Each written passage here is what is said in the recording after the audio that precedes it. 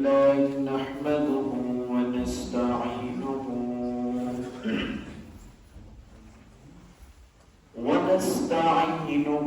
ونستغفره ونعوذ بالله من شرور أنفسنا ومن سيئات أعمالنا من يهد الله فلا مضل له ومن يضلله فلا هادي له ونشهد أن لا إله إلا الله وأن محمدا عبده ورسوله أرسله بالحق بشيرا ونذيرا وداعيا إلى الله بإذنه وسراجا منيرا وقد قال الله تعالى في كلامه المجيد وفرقانه الحميد أعوذ بالله من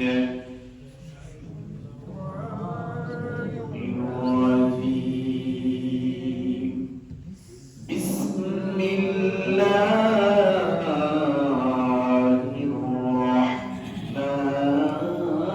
الرحمن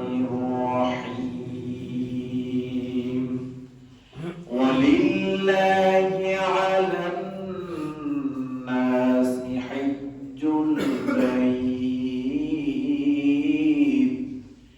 حج البيت من استطاع إليه سبيلا ومن كفر فإن الله غني عن العالمين صدق الله العظيم. عن أبي هريرة رضي الله عنه قال قال رسول الله صلى الله عليه وسلم من أتى البيت فلم يؤثق ولم يفشق ولم يفشق وجعه كيوم ولده أمه إن الله وملائكته يصلون على النبي يا أيها الذين آمنوا صلوا عليه وسلموا تسليما بلغ العلا بكماله كشف الدجى بجماله حسنت جميع خصاله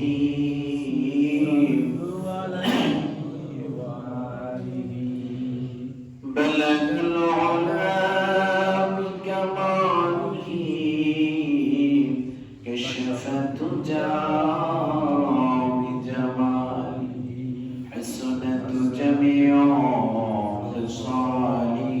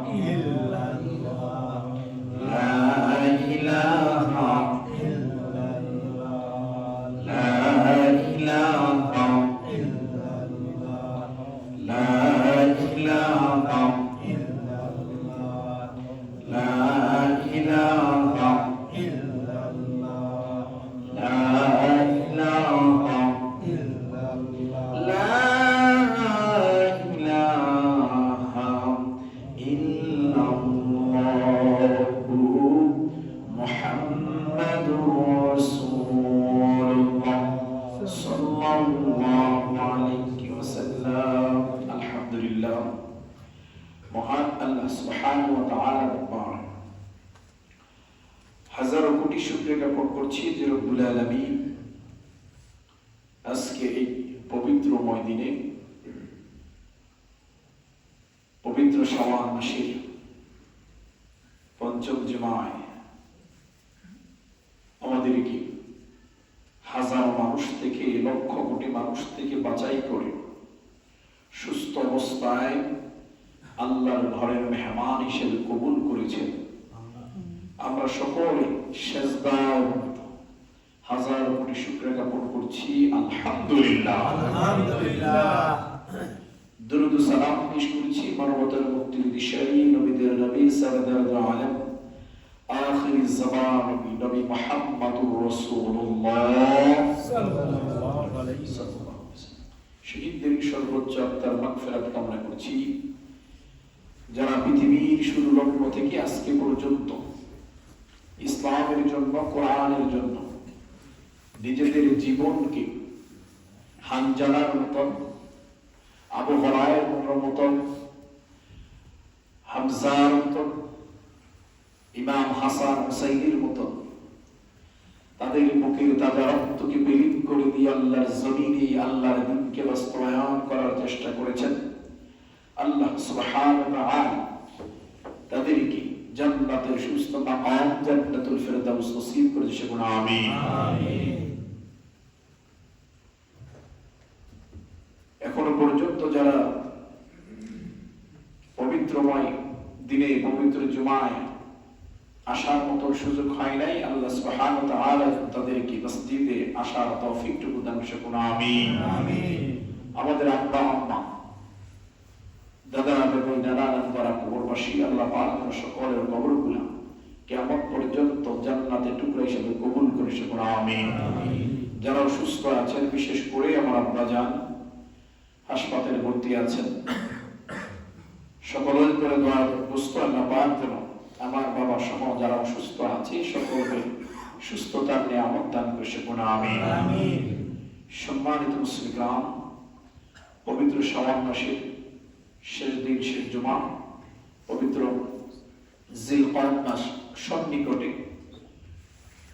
পবিত্র জিলহজ মাস তারপরে অবস্থান।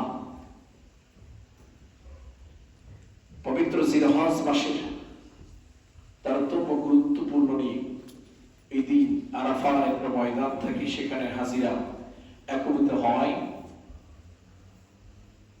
যে হজের কথা বলা হয় রুকুনিয়াত হিসাবে মুসলমানদের উপরে যে হজ ফরজ করা হয়েছে, ফরজ করা হয়, এই হজ সম্পর্কে সংক্ষিপ্তভাবে আলোচনা করব।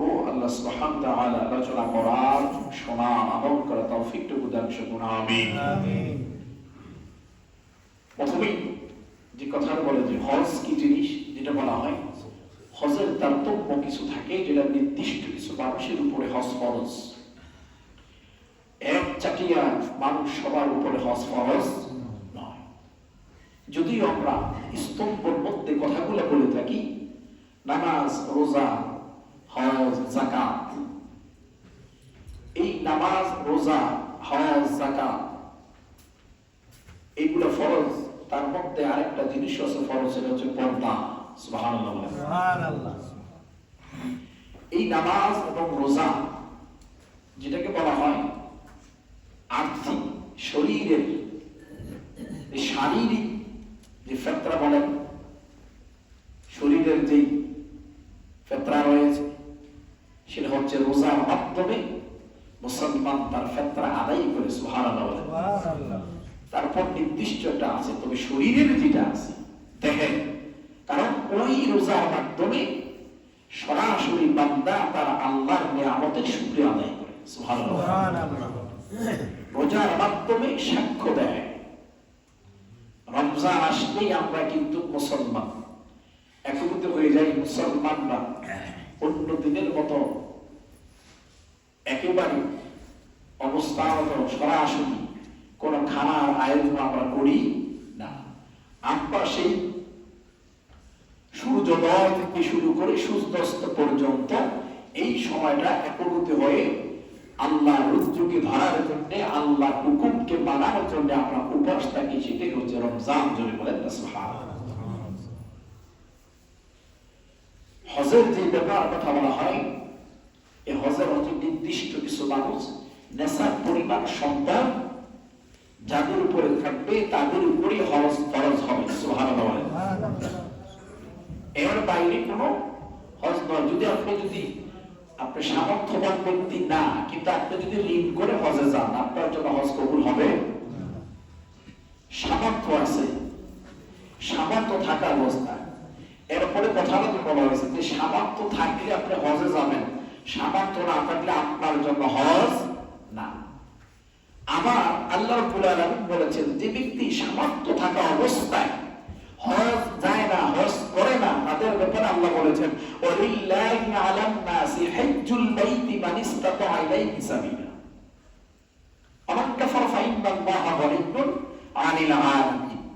যারা মানুষের উপর আল্লাহর অধিকার, হজ করাটা অধিকার, এই অধিকার বাইতুল্লাহ পর্যন্ত পৌঁছানোর সামর্থ্য রাখে, যারা বাইতুল্লাহ পর্যন্ত, কাবা পর্যন্ত পৌঁছানোর সামর্থ্য রাখে কিন্তু সে হজ করে না, আল্লাহ বলেছেন তার অবস্থানটা এমন একটা অবস্থান, সে এই হজ না করার কারণে, সামর্থ্য থাকার পরে হজ না করার কারণে সে কুফরি করল। জোরে বলেন নাউযুবিল্লাহ। আরো জোরে বলেন নাউযুবিল্লাহ। কুফরি করলে মানে কুফরি কেরা করে যাদের ঈমান থাকে না। জোরে বলেন নাউযুবিল্লাহ। আমার সামর্থ্য আছে কিন্তু আমি হজ করতে যাই না বিভিন্ন অজুহাত দিয়ে, দোহাই দিই। যেটা আমাদের দেশে প্রাসঙ্গিক খুব বেশি হয়, সেটা হচ্ছে আমি হজ যাব এই বয়সে না, মেয়ে বিয়ে দিয়ে, ছেলে বিয়ে দিয়ে আবার আনাজ কাজ শেষ করে আপনি হজে যাবেন নিয়ত করেন, তাহলে বোঝা গেল আপনি মেয়ে বিয়ে পর্যন্ত, ছেলে বিয়ে দেওয়া পর্যন্ত, আপনি আপনার আনাজ কাজ শেষ করা পর্যন্ত হায়াত আপনি জানেন। বলে বলেন নাউযুবিল্লাহ।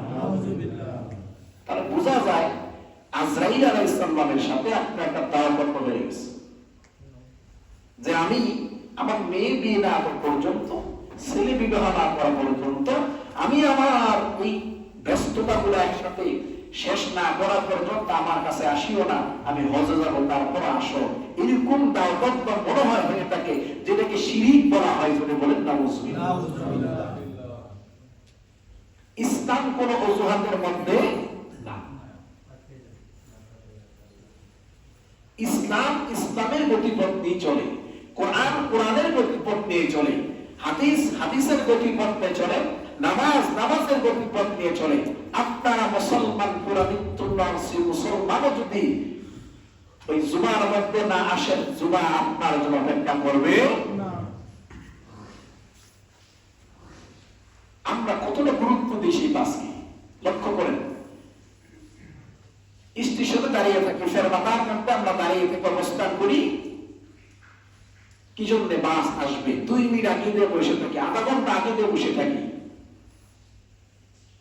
কারণ একটা সেকেন্ডের জন্য, 2 মিনিটের জন্য বাস আপনার জন্য অপেক্ষা করবে, সে আশায় কিন্তু বসে থাকে। আফসোস, মুসলমান নামাজের পরে নামাজের সময় চলে যাচ্ছে, ওই নামাজের জন্য আমরা অপেক্ষা করি না, কিন্তু যেটার জন্য করা দরকার ছিল সেটাই করি না, যেটার জন্য করার দরকার নাই সেটাই আমরা করি। মুসলমান, দুনিয়ার এক বাস শেষ হয়ে গেলে আরেক বাসের সময় আছে, এক ট্রেনের টাইম শেষ হয়ে গেলে আরেক ট্রেনের টাইমের সময় আছে, কিন্তু জীবন থেকে একটা সেকেন্ড চলে গেলে ওই সেকেন্ড ফিরে আনার মতো আর কোনো সুযোগ নাই। একটা বাস শেষ হয়ে গেলে আবার লোকেশন দেখে আবার বাসটা কখন আসবে, কিন্তু একবার জোহর শেষ হয়ে গেলে, এই জীবন থেকে জোহর একবার চলে গেলে আর জোহর আসার কোনো সুযোগ নেই। জোহর আসবে, কিন্তু আজকের জোহর আর কোনদিন আসবে না। জীবন থেকে কি হারায়া ফেললাম, আফসোস তখনও লাগে না। আল্লাহ বলেন, ও দুনিয়ার মানুষ, বিপদ যখন আসে, অসুস্থ যখন হয়ে যাও, আর যখন বিপদে তুমি সম্মুখীন হয়ে যাও, তখন আমি আল্লাহকে এমন ভাবে ধরো মনে হয় যে আল্লাহ তুমি সরাসরি দেখে দেখে ইবাদত বন্দেগী করো। বড় আফসোসের বিষয়, বিপদ যখন চলে যায়, অসুস্থ থেকে যখন তুমি সুস্থ হয়ে যাও, ঋণ যখন শেষ হয়ে যায়, তোমার যখন কাজের অভাব থাকে না, তখন কিন্তু তুমি আল্লাহকে ভুলে যাও। তখন আল্লাহকে ভুলে যাও, ওই আল্লাহ সুবহানাহু ওয়া তাআলা তখন বান্দা তোমাকে ডাক দেয় আর বলে, ও বান্দা, এই দুনিয়ায় নাফরমানি তুমি মনে না রাখলেও আমি আল্লাহ কি কই তোমাকে মনে রাখি। জোরে বলেন নাউজুবিল্লাহ। অনেক বিপদ, হাসপাতালের বেডে অপারেশনের জন্য, ছুরির সামনে দাঁড়ানোর অপেক্ষায়, ডাইনে বামে যাকেই দেখে তাকেই বলে দোয়া করেন, দোয়া ছাড়া উপায়, বেশি বেশি করে দোয়া করেন আল্লাহর কাছে, যারা আল্লাহ আমাকে সাহায্য করেন, হায়াত দেন। অসুস্থ মানুষ সুস্থ বানাইয়া দেন। ওই আল্লাহ যখন আপনাকে সুস্থ বানাই দিল, বুক ফেরে ফেললেন, সুস্থ হয়ে গেলেন, এমন একটা মানুষ নাই দেখে বলে নাই এই মনে হয় শেষ হয়ে গেছে, ওইখান থেকে আপনাকে আল্লাহ ফেরত দিল, কিন্তু বড় আফসোস এরপরে আল্লাহকে সেজদা দেওয়ার মতন সময় হলো না। গান বাজায়, ঘরে বসে আড্ডা মারে, মুখে দিয়ে গান করে। একটু চিন্তা করা দরকার যে আমার জবান থেকে এখন কিভাবে গান হয়। আমি তো আল্লাহকে ডাকতে ডাকতে জিহ্বা গুলা শুকাই ফেলছি। মসজিদে দোয়া হয়েছে, বাড়িতে দোয়া হয়েছে, সব জায়গায় দোয়া হয়েছে, কিন্তু বড় আফসোস আমি সেই সভাটার কথা কেন বলে গেলাম। এই জন্য আল্লাহ রাব্বুল আলামিন বলেন, বান্দা বারবার আমি আল্লাহ তোমাকে ডাকি সুযোগ দেওয়ার জন্য, এরপরে সুযোগ যখন না হয়, শেষবারের মতো আজরাইল আসতে ওই সুযোগটা আমি আল্লাহ দেই না। এই জন্য মুসলমান হজের ব্যাপারে আল্লাহ বলেছেন, ওয়ালিল্লাহি আলান নাস হিজ্জুল বাইত মান ইসতাতা ইলাইহি সাবিলা। মানুষের যখন আল্লাহর দরবারে আসার সুযোগ হয়, ওই সুযোগটা কাজে লাগাও। দুনিয়ার কোনো অজুহাত তুমি দিও না। অনেক অজুহাত দিও না, অজুহাতের কোনো শেষ নাই। অথচ বলছে ইসলামের মধ্যে কোনো অজুহাত নাই। আল্লাহ যা আদেশ করেছেন এটা ফরজ, এটা করতেই হবে। সুবহানাল্লাহ, সুবহানাল্লাহ। আপনার ভালো লাগুক আর না লাগুক, এটা আল্লাহর আইন, আপনি মুসলমান হলে করতে হবে। আপনার যদি এটা ভালো না লাগে, তাহলে আল্লাহ এই তৈরি করা পৃথিবী থেকে আপনি বের হয়ে যান। কথা কার? আল্লাহ। কথা আল্লাহ। আল্লাহ বলেছেন, যদি আমার আইন তোমার ভালো না লাগে, পছন্দ না হয়, এখান থেকে বের হয়ে যাও। কিছুক্ষণ পর আবার আল্লাহ বলতেছেন, ও বান্দা, যাইবা কোথায়? যাইবা কোথায়? সমস্ত সৃষ্টি তো আমি আল্লাহ, সমস্ত কিছু আমি আল্লাহ স্রষ্টা, আমি তো সৃষ্টি করেছি। জোরে বলেন না সুবহানাল্লাহ। আল্লাহ রাব্বুল আলামিন প্রাসঙ্গিক কারণে যে কথাগুলো তিনি বলেন, ও মুসলমান, ওই হজের জন্য যাইবা, আমার এখানে আসবা, কিছু নিদর্শন তোমাদেরকে দেওয়া হয়। যে নিদর্শনটা তোমরা যখন সাফা মারওয়া করা হয়, ইসমাঈল আলাইহিস সালাম, হযরত ইব্রাহিম আলাইহিস সালাম বাপবেটার নিদর্শন দেয়া আমি হজটাকে পরিপূর্ণ করে দিয়েছি। বলেন না সুবহানাল্লাহ। কুরবানি করি মানুষকে দেখানোর জন্য, যদি বলেন নাউজুবিল্লাহ। মানুষকে দেখানোর জন্য নয়, কুরবানি হবে কার জন্য? আল্লাহর জন্য, আল্লাহর সন্তুষ্টি করার জন্য। আর যদি করে কুরবানি হয় না, 1 লাখ কিনলে আমি 3 লাখ, 3 লাখ কিনলে আমি 6 লাখ, সাদা না হইলে কিনবো না, লাল না হইলে কিনবো না, গরুর মধ্যে গোশত বেশি না হইলে কিনা যাবে না। আল্লাহ বললেন ওইটার জন্য হারাম হয়ে গেছে। নাউজুবিল্লাহ। এমন আরাজুগতির মন মানসিকতা নিয়ে আমি যদি চিন্তা করি, এই মসজিদের মধ্যে 100 মানুষ আছে, তার কাছ থেকে আমি একটু অন্যরকম, আমার পয়সা বেশি, আমার টাকা বেশি, আমি একটু অন্যরকম থাকবো, অন্যরকম করবো। আল্লাহ বলেন তোর পয়সা আমি জিম্মি দিয়েছি, সেকেন্ডের ভিতরে শেষ করে দেওয়ার ক্ষমতা আমার আল্লাহ। অহংকার করা যাবে না। আপনি মনে করতেছেন খুব শক্তিশালী মানুষ, আপনার এক কথায় 100 কথার সমান হয়ে যায়। আল্লাহ বলেন দুনিয়া যত 100 কথাই তুমি করো না কেন, ওই গরিব নারী আমার কাছে যখন পাক দিব, সাদা কাফন ছাড়া কিছুই পাইবা না। আবার আল্লাহ বলেন সাদা কাফন যদি নসিবে থাকে, এমন মানুষ আছে লাশই খুঁজে পাওয়া যায় না। জানাজার পর কখন লাশই খুঁজে পাওয়া যায় না। এই জন্য মুসলমান আমাদেরকে আল্লাহর দরবারে যাইতে হবে। সেই যাওয়ার জন্য আমি যে পয়সা ইনকাম করব, সেই পয়সাটা আমি যে হজে যাব, সেই পয়সাটা আমার জন্য কি হালাল হতে হবে না হারাম হতে হবে? হালাল। নাকি হারাম পয়সা দিয়ে হজ করলে হয়ে যাবো?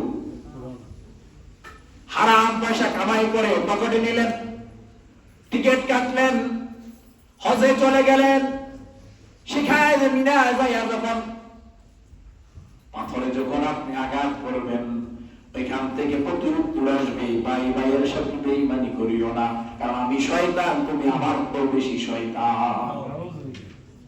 অবৈধ টাকা দিয়া তো আমি তো শয়তান, আমি তো আল্লাহর কাছে রেজিস্ট্রি করে আনছি, তুমি এই যে এখান থেকে হজ করা শেষে করে বিজনেস আর বাড়াই দিবা। হাজি সাহেব হ্যাঁ হজ করতে আসছেন, এমন বিজ্ঞ কথা নেওয়া হলো, তুমি তো আমার থেকে আর মারাত্মক, আমার থেকে আরো বেশি শয়তান। জোরে বলেন নাউজুবিল্লাহ। শয়তানের কিছু তারতম্য থাকে। তুমি তো হারাম খাইতেছো, তুমি তো হারাম খাইতেছো, এই হারাম খাওয়ার তারতম্য থাকে। হ্যাঁ, আমাদের ভিতরে অনেক মানুষ আছে যে আমরা ব্যবসা করতেছি, একটা সময় গিয়ে হজ করে আল্লাহর কাছে মাপ চাই নেব। এটা খুব বেশি হয়ে গেছে আমাদের, যে আমরা ঋণ করতেছি, আমরা লোন করতেছি, আমরা হারাম করতেছি, আমরা টাকা দিতেছি, এরপর একটা কি একটা সময় যে আল্লাহর কাছে ক্ষমা চাই নেব। এমন চিন্তা ফেরাউন করেছিল, এমন চিন্তা নমরুদ করেছিল, এমন চিন্তা আবু জাহেল করেছিল, কিন্তু সময় পায়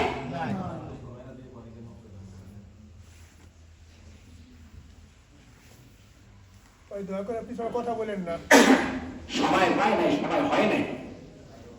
কাজেই আমরাও চিন্তা করতে হবে যে এই সুযোগটা আমাদের নাও আসতে পারে। যখন যেটা সুযোগ আমার ফজরে আছে কিনা, জোহর আছে কিনা, আমি কোরআন পড়তে পারি কিনা, সেই চিন্তাটা আমাদের ভিতরে রাখতে হবে। আমরা একজন আরেকজনের দিকে না তাকাইয়া শুধু নিজেকে নিজেই যদি যাচাই করি, আমরা নিজেকে নিজের দোষটার চাইতে আরেকজনের দোষটা আমি আয়নার মতো বেশি স্পষ্ট দেখি। যদি বলেন নাউজুবিল্লাহ, নিজের দোষ আমার কাছে দোষ মনে হয় না, আরেকজনের দোষটা আমার কাছে এতটা ক্লিয়ার মনে হয়, যেটা মনে হয় আয়নার চাইতেও আরো বেশি পরিষ্কার। যদি বলেন নাউজুবিল্লাহ। মুসলমান যদি নিজের দোষকে নিজে ধরতে পারে, তার ওই ব্যক্তির জন্য আদালতের প্রয়োজন হয় না। নিজের বিবেক সবচেয়ে বড় আদালত। এই জন্য মুসলমান আমাদেরকে, আমাদের সমর্থ যারা আছে, তারা আমাদের অবশ্যই নিয়ত করে হজকে পুরা করতে হবে। কারণ আল্লাহ বলেছেন ওইটা যদি না হয় তা আমার খাতা দিলাম থাকে না। কুফরি করলে, আর কুফরি করলে কাফেরের অন্তর্ভুক্ত হয়ে যায়। যদি বলেন নাউজুবিল্লাহ। এই জন্য মুসলমান আমাদেরকে সেই পথ চলতে হবে যে কোরআন আমাদেরকে দিয়েছেন। এই কোরআনকে সম্মান করা দায়িত্ব কার? এটা আমাদের দায়িত্ব। আল্লাহ রাব্বুল আলামিন বলেন বাল হুয়া কুরআনুম মাজিদ ফি লাওহিন মাহফুজ। কোরআন ততদিন পর্যন্ত দুনিয়ায় থাকবে, কোরআন লাহু মাহফুজ ছিল, সেখান থেকে দুনিয়াতে এসেছে। পাহাড়ের উপরে নয়, গাছের উপরে নয়, কোরআন এসেছে মানুষের উপরে। যদি বলেন না সুবহানাল্লাহ। এই কোরআনকে সম্মান করার দায়িত্ব কার? আমার। মুসলমান আমরা কোরআনকে সম্মান করব।